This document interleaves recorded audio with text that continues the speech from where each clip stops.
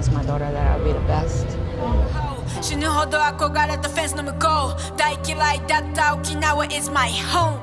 But here's a sketchbook. Oh, And that's cute. we've had like our other artists draw on it too during the festival. But okay, are we good? And then we have like Muji pens, so whichever that you want to use. Okay. I'll take all of them. Okay, so thanks first of all for being in this interview. Yes.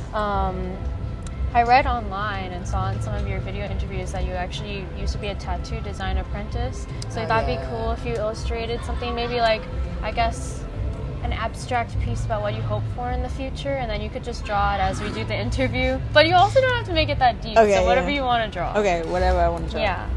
Can I draw on this page? Yeah, of course you can.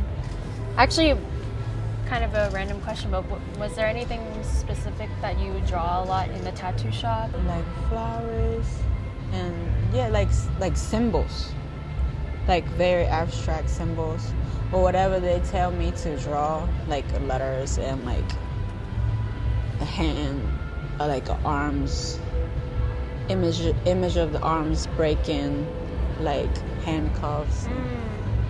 As far as tattoo, I don't have anything on me right now, but maybe when I grow older, maybe like 60 or 70, when my skin get wrinkled, I want to draw the Okinawan traditional tattoo. There's used to be a culture where female have to get a tattoo when she become a certain age. And it's like symbols on fingers and knuckles and this part of the hands. And the reason why I want to wait till my hands are wrinkled up is because it's like a grandmom's used to, the last one who experienced the culture is probably like 100 years old. Oh, wow. So the only time we saw the tattoo is on the grandma's hands. So I remember Okinawan old women was having tattoos on their hands. So is it still done a lot in Okinawa or no? Now it's coming back as like a fashion in Okinawan women's to have that tattoo. So 2 or 3 of my friends has that tattoo, the same exact symbol. Is it the one where you're like hitting the stick with the ink in it, or? I think they used to do that back in the days, but now they don't do that. They just do the machine. Okay. You're the only person I've ever heard explain queendom as a way to protect other people and care for others. Usually when people describe themselves as a queen, they mean like in a powerful or like I'm the best type of way. Yeah. Which like you are those things, but you're taking it to another level when you say you want to serve others first. But just like giving them a place to be themselves. And also like if you think about a queen, queen is like the king. Yeah. It's like, but it's like, it's the king and the queen of a nation. Nation meaning having the people. There's no queen or there's no king without the people. You know what I mean? So nowadays it's like I'm the queen because I'm the best at this. I'm the queen because I look the best. But for me, queen is somebody who has to do it for the people. And so with that in my head, that's why I really was like hesitating to play with the word queen up until like the time I decided to do queendom. But I was really hesitant because it's like it's too much. It's a responsibility. Yeah. But then I got older and I've experienced a lot of things in life, and I feel like I can dedicate my time and energy to do something for the people.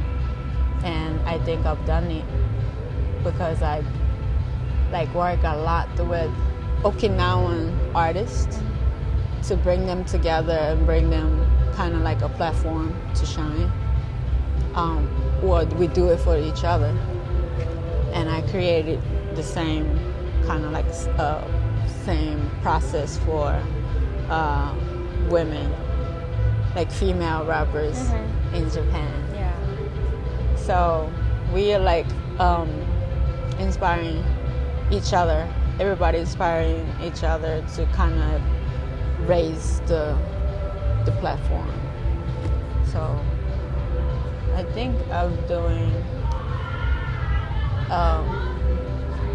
okay so far. Yeah, it's a big responsibility. Do you think becoming a mom also helped you feel more confident when you're calling yourself a queen? When she was 3 and I was 24, we lost her dad. Yeah. And after that, I got depressed, and she had to help me. She's like my soldier, telling everybody like, look, don't bother my mom. She's tired. So she's just like, I don't know, it's like partner in crime. She helped me get up and do the music again. And then when I started, I promised my daughter that I'll be the best. And so the process is not like just me like caring for her. She has to care for me. And so it's not like raising a child to me. She's being my friend, and she's being number one supporter. But definitely she helped me. She helped me be proud of myself. She helped me learn what love is, and especially love without fear, the confidence, and the home to go back to if I'm tired or whatever. Has she taught you anything in the studio? Because I know you've brought her in and she's been on like 2 of your tracks, right? So. Yeah. Has she taught me? Yeah, like anything new or anything, like, because you've been a musician and a rapper for a while, so I imagine bringing your daughter into the studio kind of makes it a new process for you. Right. Like, we wrote 2 songs together, and she sings on these songs. So in my albums, she raps. Does she also want to become a musician? Yeah. Oh, okay. She wants to be a performer. She's a great dancer. She goes on tour with me. Sorry. No, you're good. She goes on tour with me to dance on my stage, and she kills it every time. She's such a great performer. And so she wants to learn how to write music. She wants to learn how to sing. So she's taking vocal lessons sometimes. Not consistently, but she needs to be. Wow. Yeah, I've definitely seen the, like, not a new generation, but there's just more women in this traditionally male-dominated industry, especially you as a rapper. Yeah. And in Japan, like, in Japan. What is it, Yentown? That collective, you're like the only female rapper, right? So, yeah, that's my crew. Yeah, like, you're definitely a pioneer for women there. Yeah. My next question is, you said like Japanese, it's an indirect language, and English is a very direct language, so you use both when you rap. Yeah. I'm kind of curious, what do you discover about your own writing process when you combine the 2 languages? And have you learned anything from like translating? I think it was the one about your life. You translated into Korean. Oh yeah, instead. I did. Queendom. How was that? That's crazy. That was crazy. You rapped it so well. I was like, wow, it's like a level of that fluency. process was crazy. Yeah. I had to trick my brain. yeah. To think that I speak Korean. No, it sounded extremely fluent. So I think definitely languages have personality of its own, and it affects the personalities of the people who live in the language area. So the people who speak English is like more direct in like personality. So it's like whenever I want to use that personality in a song, like I want to be direct, I want to be somebody who's direct, I use English. When I don't want to be direct, then I want to be like metaphorical symbols and different, I don't know, like a different like beat around the bush Yeah. or being poetic, I use Like Japanese. leave it up to interpretation. Oh yeah, Wow. I use Japanese. And when you went to Atlanta for college, did you Yeah. experience any culture shock? Because you mentioned like Okinawa has a lot of U.S. bases and like you listen to a lot of rap there. But You're right. what was it like at that transition? And then even going back and forth between the U.S. and Japan when you're doing a contract at that time. Right. To be honest, I didn't really feel that much of a shock. As far as the culture or like the food or how people are. But I was shocked. I shouldn't talk about this maybe now because it's like I wanted to say something like I didn't know it was that much of a poverty in America. Because in Japan, Okinawa is the poorest prefecture of it all. But we probably still live better than some of the areas in America.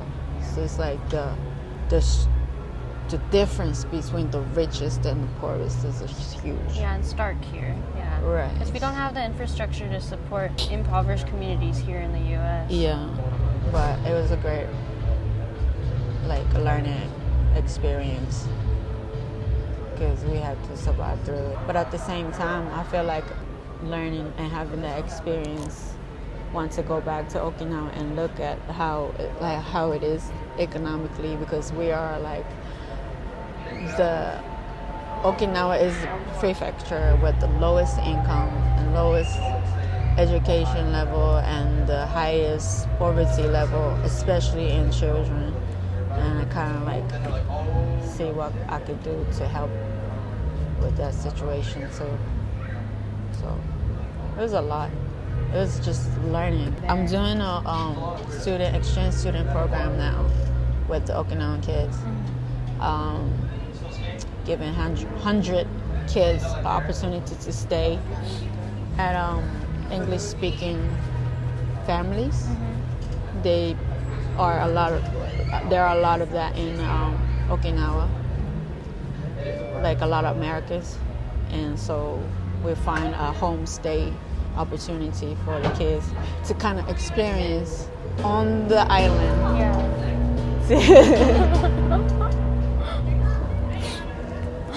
On the very island, you can experience what it's like to, live and speak English or think English, think with the different thinking patterns.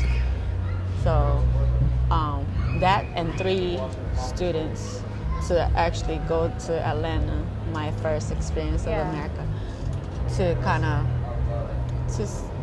to learn the same thing as I did. So and they'll come back to share what they found and discover. And first and foremost, it's very important to be able to speak English, because not only in America, you can go different places in the world and communicate with the people in English.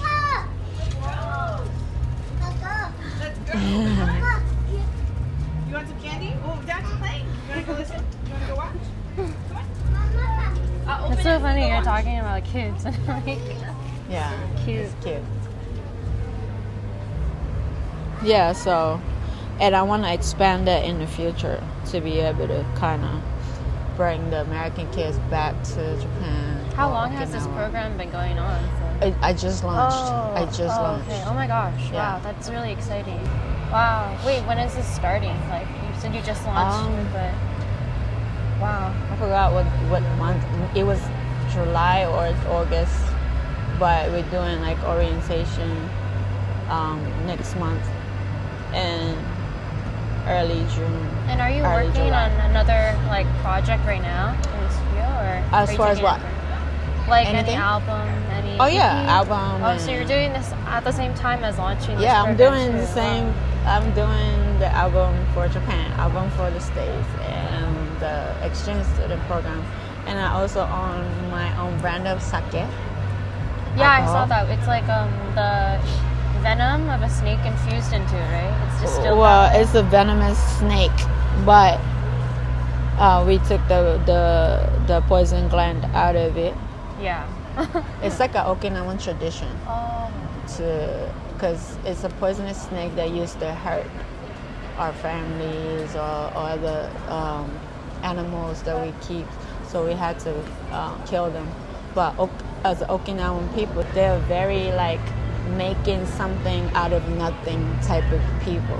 So it's like taking what hurts us and drink that. Okinawan like believe that it would give them the power to be stronger. So that was like Okinawan tradition from like way back. And we still have some different brands with it, but I decided to create my own brand of habu sake, which is called habush. Yeah, that's so cool. But it turned out there's a lot of amino acid Really? in the snake extract, and I add 13 different types of herb in my drink, so it's very aromatic, and it gives you no hangover. Oh. And it's a strong sake. It's 35% alcohol. Wow, that is. It's like shots. Oh You my take God. shots, and if you just drink habush, it gives you no hangover. Oh wow. And So a lot you're of really people- marketing it then. It's Well, like the best maybe I drink. shouldn't say that because they'll charge me for like false advertising. If I shouldn't say something like the maker of the all alcohol shouldn't say something like it gives you no alcohol. It makes you. This is aphrodisiac. It makes you want to make babies and Maybe things like 100 that. years ago you could have Maybe said, you but not could. now. Look, maybe you could try it then you and might speak review for yourself. Okay. I can't tell you what Is it it does. sold in the U.S.? No, Oh, okay. Wow. it's not. Dang. But it's popping. It's very, very big in Japan right now. Yeah. Yeah. Are there any other like Okinawan traditions that you're trying to bring back? Yeah, but it's more like an Okinawan spirit that I want to bring to the people. It's about we have this saying goes nankuru naisa, and it means it will be whatever it will be. So it's like no matter what happens, it's gonna be okay. And it's very simple, but it helps me go like navigate. Is that something you were thinking about when you're in Atlanta and you lost your husband Yeah. and you were raising your child alone? Is that something that kept you going? Or? When I got back up to like work on my music again, that's when I was thinking, like, if I'm scared, like this might not even work out and I might be wasting my time, but nankuru sa, meaning it's okay. No matter what happened, it's okay. Because it's like there's no right or wrong in the choices of life. Because there's no absolute good or absolute bad in this whole universe. You make it what it is. So it's like that's what kept me going. Wow. What would you say to like your fans that are going through hardship right now? Like, how would you encourage them to get through it? Because I think something really unique about your story is like when you became pregnant too, Yeah. your contract was dropped, and then even your parents weren't that supportive. Yeah. How did you like keep going and like even start music, like telling yourself like it'll work out? I guess. I think keeping a diary plays a huge part. Because You still write? I still write to this day. Wow. And I tell everybody it's so important for understanding yourself. And you know, people talk about self-love and things like that today, but it's like you can't love yourself if you don't understand yourself, if you don't know what you want, or if you don't know what you're doing, what you want to do, what you don't like, and what you really like love.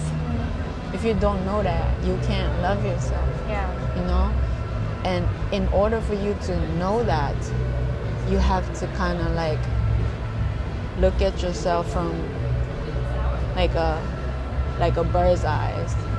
You gotta understand, you know, your process as a whole.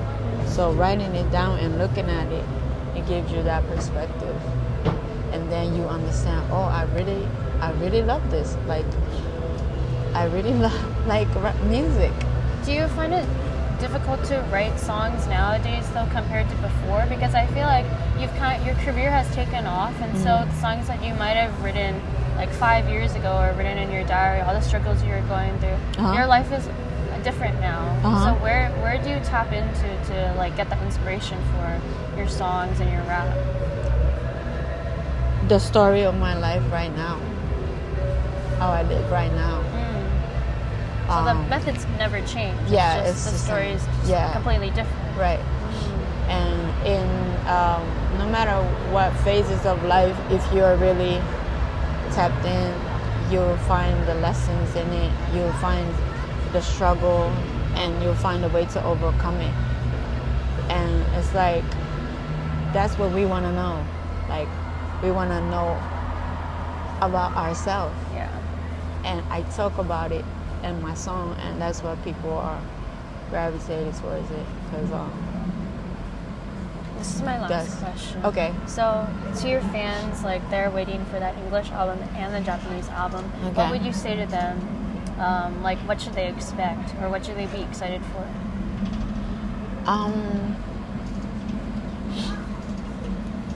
In the English album, I definitely would speak about my story, like all over again, like follow this narratives of my life, where I come from, and like what I you know, where I went and where I've been through, and where I'm at and how I got here. That's probably what I would talk about. And from there is probably, and within, from here to there is like, you know, having fun and like very fun songs that people can like get caught on to. But then I want to tell them the story too. So that's what you can expect from my next project. I'm really excited for Okay, it. cool. You're one of the best rappers I ever heard, honestly. You bring back like that old school rap feel, which I feel like is really missing nowadays. So I'm super excited. Thanks for like sitting down with us and doing the interview. Thank you.